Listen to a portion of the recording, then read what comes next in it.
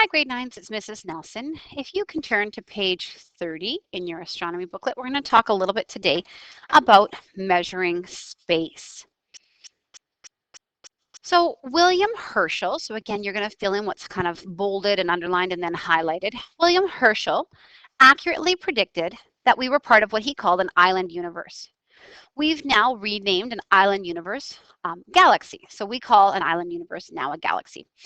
So Herschel also predicted that what looked like clouds of gas or nebula might be galaxies further out in space than our own galaxy. So when he looked at kind of the sky and you could see what looked like a cloud of gas, that those might actually be other galaxies. And that's in fact true. So in Herschel's time, around the middle of the 18th century, the reflecting telescope hinted about the true size of the universe. Astronomers thought the universe was contained within our own galaxy, the Milky Way. So the whole point of learning a little bit about the history of science is to understand that as technology changes, so does our understanding of the Earth and the universe. So here we see the advent of a more sophisticated telescope teaching us a little bit more about our universe. So with newer technology, Hubble in the early 20th century was able to demonstrate that there were countless galaxies, large distances beyond our own. So 21st century scientists actually named the world's largest or best telescope after Hubble. So this picture here is the Hubble Space Telescope. It's orbiting around in space, and it was named after Hubble. So the number of galaxies is so large that we find that number difficult to understand. So it's possible that there might be 100 billion galaxies. And each one of those 100 billion galaxies could contain up to 400 billion stars. So those are really big numbers. Astronomical distances are so extremely large that it makes it difficult for us to relate to them. So if we were to use common units for measuring distances on the common units that we use for measuring distances on Earth, like kilometers or miles, in space, the numbers would get so big that they lose their meaning.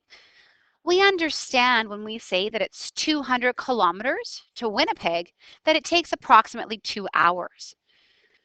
I could even probably tell you that it's, 1,200 kilometers to Calgary or Edmonton approximately, right? So you might be able to think, okay, it's going to take, 12 hours to get there. It's probably closer to 1,000 kilometers to get to Calgary, actually.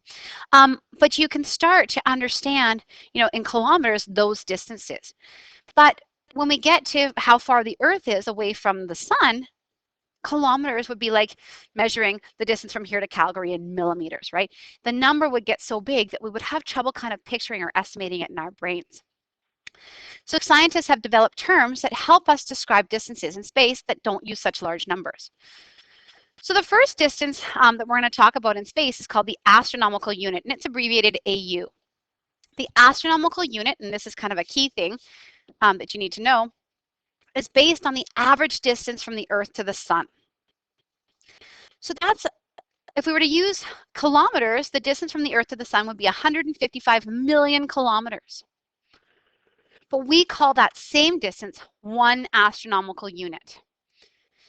And I apologize, I forgot to put this in your book, but AU are used to measure distances inside our solar system. So if you could copy that down, that would be great. So when we use astronomical units, between the Earth and the sun, the average distance, because we have an elliptical orbit, so we're not always exactly the same number of kilometers away or distance away from the sun, but the average distance is about 155 million kilometers, and we call that 1 astronomical unit. Planets that are closer to the sun than Earth, like Mercury and Venus, are going to be less than 1 astronomical unit away from the sun. Planets farther out are going to be greater than 1 astronomical unit. So for our defunct planet Pluto, it travels in a really elliptical orbit.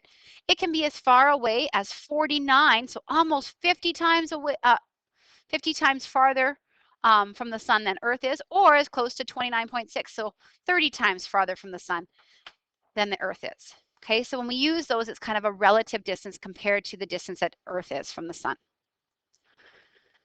Light years, it's abbreviated LY. So This is used to measure what we call intergalactic distances. So even the astronomical unit becomes inadequate when measuring intergalactic distances. So this would be distances between galaxies or distances outside our solar system. The unit for measuring distance changes to light years when these enormous distances are determined. A light year represents the distance that light can travel over the period of 1 year.